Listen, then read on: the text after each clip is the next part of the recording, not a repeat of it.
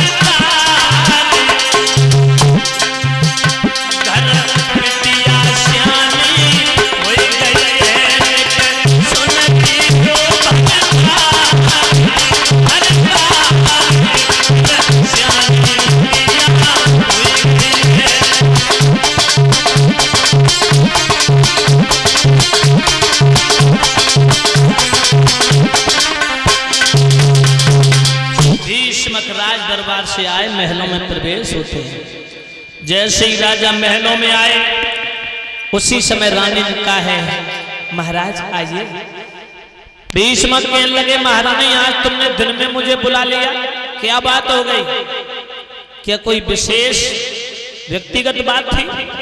हाँ कुछ बात करनी थी तुमसे। तुम्हें पता नहीं, तुम तो सारे दिन राजकाज में ही उलझे रहते हो, तुम्हें घर परिवार की चिंता नहीं है। देखो घर में मेरी बेटी रुक्मिणी शादी के योग हो गई, कोई सुंदर राजकुमार देख करके अपनी बेटी के पीले हाथ कर दो पिया, क्योंकि बेटी विवाह के योग हो जाती है ना तो देखने से भी पाप लगता है। जवान कन्या हो गई। भीष्म कहने लगे महारानी साहिबा ये तो तुमने अच्छी बात बताई, आज ही मैं जाऊंगा अपने राज दरबार में अपने पांचों पुत्रों से विचार विमर्श करूंगा और कोई सुंदर राजकुमार की तलाशी करवा के कन्या के पीले हाथ कर दूंगा। भीष्म वहां से चले राज दरबार में पहुंचे और राज दरबार में जाकर के सभी लोगों से एक प्रस्ताव रखा।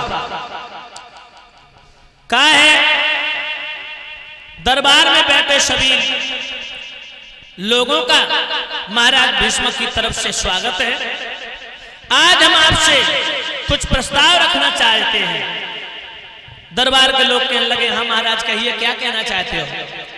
बोले, मेरी कन्या रुक्मिणी विवाह का योग हो गई है और उसके पीले हाथ करने के लिए मैं और मेरी महारानी बड़ा चिंतित हैं, क्योंकि कोई सुंदर राजकुमार उसके योग अगर तुम्हारी दृष्टि में हो तो आप लोग अपने अपने विचारों को प्रकट करें। उसी समय सभा के लोग खड़े होकर के राजा के नाम बताने लगे। उसी समय एक व्यक्ति खड़ा हो गया, कहने लगा, महाराज कहिए क्या कहना चाहते हो? आप क्यों खड़े हो गए?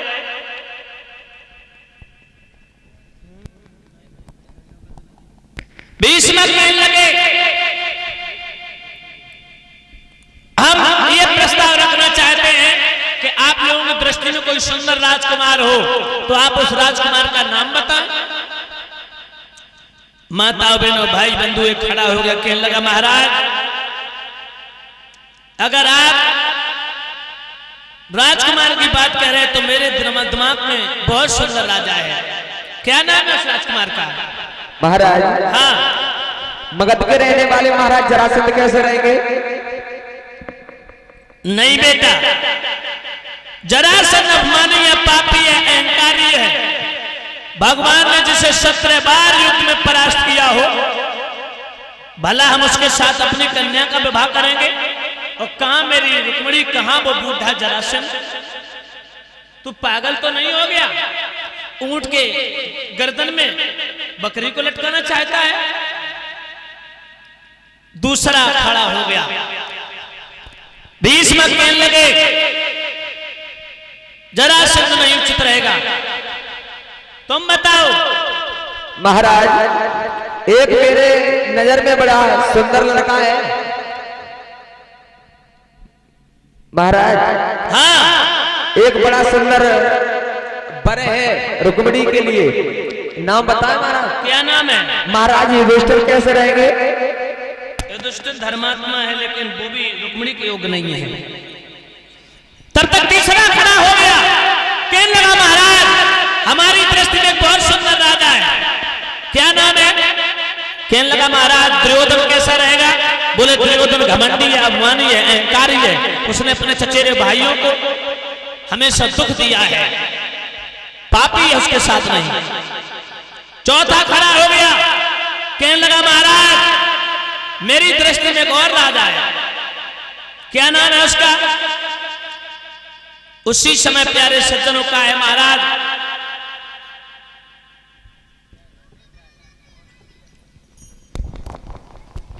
क्या कहना चाहते हो?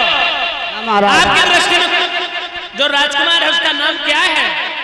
भगवान कन्हैया कैसे रहेंगे महाराज? बहुत सुंदर बेटा, तुमने मेरे मन की बात कही। तालियां बजा दो भक्तों। जैसी भगवान का नाम लिया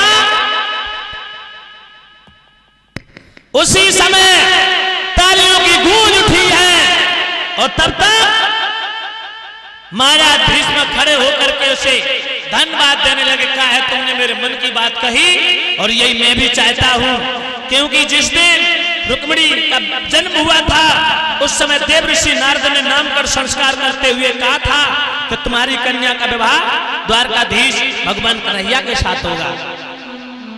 कन्हैया से बढ़ के कोई है ही नहीं संसार में। उसी सभा के बीच में जब तालियों की गूंज उठी है, भीष्म का बड़ा पुत्र रुकुम खड़ा हो गया।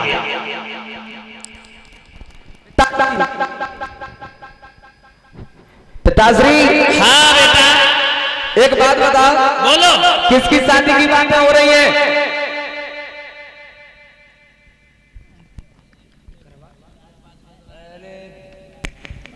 भक्तों, उसी समय रुकुम कहने लगा, पिताजी आज सभा में आनंद में तालियों की जो गूंज उठी है, ये तालियां बजने का कारण क्या है? उसी समय प्यारे सज्जनों भीष्म कहने लगे, बेटा रुकुम, आज तेरी बहन रुक्मिणी का विवाह तय हो गया। उसी समय रुकुम कहने लगा, किसके साथ तय हुआ? भीष्म कहने लगे बेटा बहुत सुंदर राजकुमार, बहुत ही अच्छा लड़का है और वो संसार से जानता है, बड़ा धर्मात्मा है और स्वयं अवतारी है। रुकुम कहने लगा क्या क्या नाम है उसका? बेटा तू उसका नाम पूछना चाहता है? तो उसका नाम है, तू भी बहुत प्रसन्न हो जाएगा उसका नाम सुन के। कृष्ण के साथ पिताजी ये क्या कह रहे हो? क्यों बेटा?